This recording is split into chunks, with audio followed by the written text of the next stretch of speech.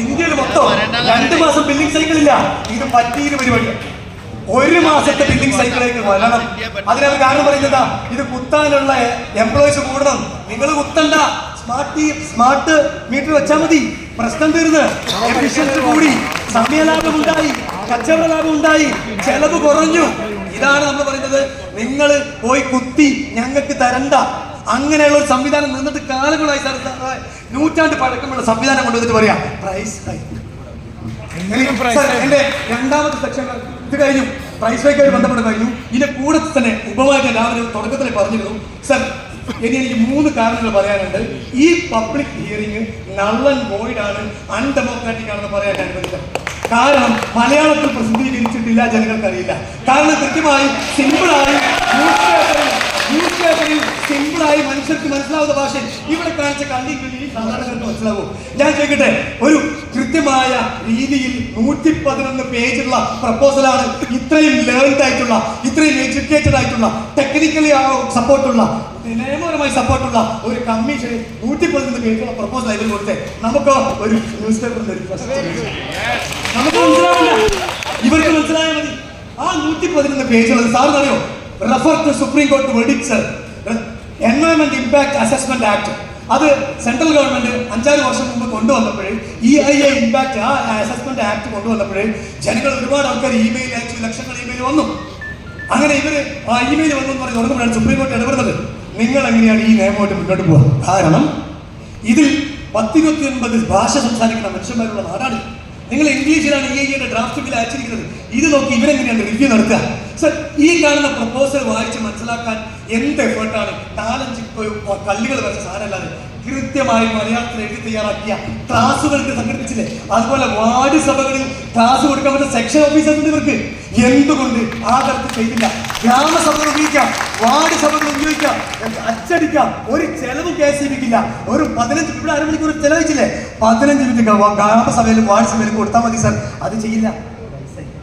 അടുത്തത് സർ, അടുത്ത ഒന്നും കൂടെ സർ, ഒരു ന്യൂസ് പേപ്പർ, ഏതോ 2 മലയാളം പേപ്പറും ഒരു ഇംഗ്ലീഷ് പേപ്പറും രാജൻ സാറിനോട് സംസാരിക്കൊണ്ട് വ്യക്തമായി പറഞ്ഞു, സ്റ്റാറ്റ്യൂട്ടറി മാൻഡേറ്ററി കുറെ അങ്ങോട്ട് പറഞ്ഞാൽ നമുക്ക് മറ്റേ മമ്മൂട്ടിയുടെ ലാംഗ്വേജ് പറഞ്ഞ പോലെ പോവും. ഇത് സംഭവിക്കുന്നത് എന്താണെന്ന് വെച്ചാൽ, ഈ നിയമപരമായ കാര്യത്തിന് വേണ്ടി കൗമുദി വേറൊരു പത്രം, ഇവിടെ പത്രം വായിക്കുന്ന പല പത്രത്തിൽ വരണം.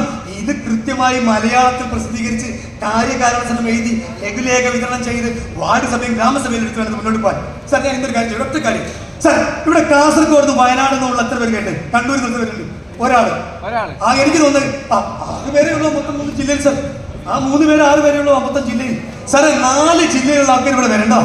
ഈ കോഴിക്കോടുള്ള ആൾക്കാർക്ക് ഒരു സ്ഥലം തികയാത്തൊരുത്ത് 100 പേർക്ക് പ്ലാൻ ചെയ്ത് തിരിക്കുന്നത്. എന്നിട്ട് അതിന്റെ ആ പാർട്ടീഷൻ സാറ് വരുന്നതിന് മുമ്പാണ് പാർട്ടീഷൻ നീക്കുക. എന്നിട്ട് സാറിന്റെ ഉത്തരവാദിത്തത്തിനായി ഇവിടെ കൊണ്ടുപോയി വെക്കുക. സാർ, ഒരു ജില്ലക്ക് തന്നെ ഞങ്ങൾക്ക് തികയുന്നില്ല. സാറ് ഇതെല്ലാം കൂടി ആകെ ഇന്നിവിടെ 4-ാം തീയതി പാലക്കാട്, 5-ാം തീയതി എറണാകുളം, 10-11 തിരുവനന്തപുരം. ഈ സമയത്ത് ഇത്രയും സ്ഥലത്ത് വെച്ച് സാറേ 14 ജില്ലയിലെ 3.5 കോടി ജനങ്ങളിൽ ഒരു 10% സാറിനോട് സംസാരിക്കുന്ന ആഗ്രഹം വേണ്ടേ?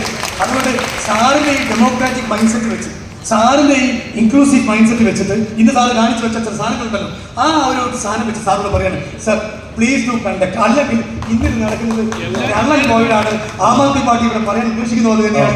ഈ മീറ്റിംഗ് ഒരു കാരണവശാലും ജനാധിപത്യപരമല്ല, നിയമപരമല്ല, ജനങ്ങളെ വിശ്വാസത്തിലെടുത്തിട്ടില്ല, ജനങ്ങൾക്ക് അറിവ് നൽകിയിട്ടില്ല. ഒരു കാര്യം കൂടെ പറഞ്ഞു നിർത്തിയാൽ സാർ, ഞാൻ നിർത്തുന്നതിന്റെ കൺക്ലൂഷൻ വെച്ചതാണ്. അത് ഒന്നേ ഉള്ളൂ സർ, നമുക്ക് എല്ലാവർക്കും അറിയാം, ഇവർ 10ാം ക്ലാസ് പാസ്സാകാത്തവരെ ഇവർ ജോലിക്കുണ്ട്. അതിന്റെ നന്മയെ മനസ്സിലാക്കുന്നത് സർക്കാർ നന്മ ഉണ്ടായിട്ടുണ്ട് എന്ന് വെച്ചാൽ 10ാം ക്ലാസ്സും ഇല്ലാത്ത സമൂഹത്തിലെ അബല വിഭാഗത്തെ ചേർത്ത് പിടിക്കാനുള്ള നന്മയുണ്ട് സർ. കാണാതിരുന്നുകൂടാ. പക്ഷേ ഇവിടെ ഡേഞ്ചർ അവിടെയല്ല, അവരെ ഇലക്ട്രിക്കൽ വർക്കറായിട്ട് എടുക്കുക. എന്നിട്ട് അവർക്ക് കാലക്രമേണ ആകുമ്പോൾ പിന്നെ അവർ ടെക്നിക്കലായിട്ട് അവർക്ക് കാലക്രമേണ അവരെ ലൈൻമാനായിട്ട് പ്രൊമോട്ട് ചെയ്യും. അവിടെ തീരുമായിരിക്കും സർ. ഈ 10ാം ക്ലാസ് പാസ്സാക്കാത്തവരെ പിന്നെ ഓവർസിയറാണ്. 3 വർഷം കൊണ്ട് പിന്നെ ഓവർസിയർ ആക്കിയവനെ അസിസ്റ്റന്റ് എഞ്ചിനീയർ ഇല്ലാന്ന് പറയട്ടെ, ഈ രാജൻ സാറിനോട് പറയട്ടെ. അതും കഴിഞ്ഞ് AXC ആക്കിയത് പോലും ഉണ്ട്. അത് എവിടെ കിടക്കുന്നറിയോ? അവിടെ പോലും 10ാം ക്ലാസ് പാസ്സാക്കാത്തവൻ. ശരിയാണ്, പഴയ തലമുറ അതൊക്കെ നിങ്ങൾ പറഞ്ഞു നിൽക്കും. പക്ഷെ ഞങ്ങൾ അനുഭവിക്കുന്നത് 10ാം ക്ലാസ് പാസ്സാക്കാത്തവനാ.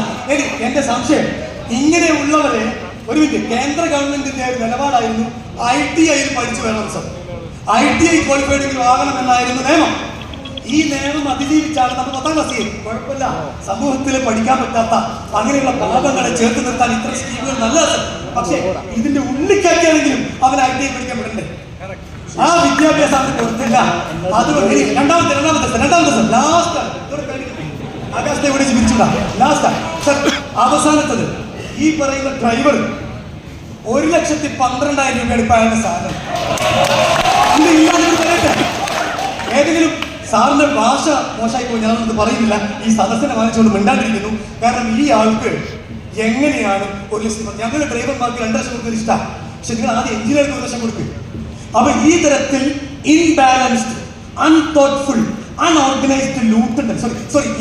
ഓർഗനൈസ്ഡ് ലൂട്ട് ഉണ്ടല്ലോ, അൺഓർഗനൈസ്ഡ് വേ ഇത് നിർത്തിയില്ലെങ്കിൽ ഇത് പ്രശ്നമാണ് എന്നുകൂടെ പറഞ്ഞുകൊണ്ട് ആം ആദ്മി പാർട്ടിക്ക് ഇങ്ങനെ ഒരു സംസ്ഥാന പ്രസിഡന്റ് അഡ്വക്കേറ്റ് വിനോദ് മാത്യു കൃഷ്ണനെ നിങ്ങൾ മാനിച്ചുകൊണ്ട് ഇവിടെ വന്ന് ഇത്തരം ഹിയറിങ്ങൾ ജനങ്ങൾ ഉണ്ടാക്കി ഭാഗമാകണമെന്ന് കേട്ടു വന്നവരോട് ആരെങ്കിലും ഉണ്ടെങ്കിൽ അവർക്കും സ്നേഹം, നന്ദി, നമസ്കാരം.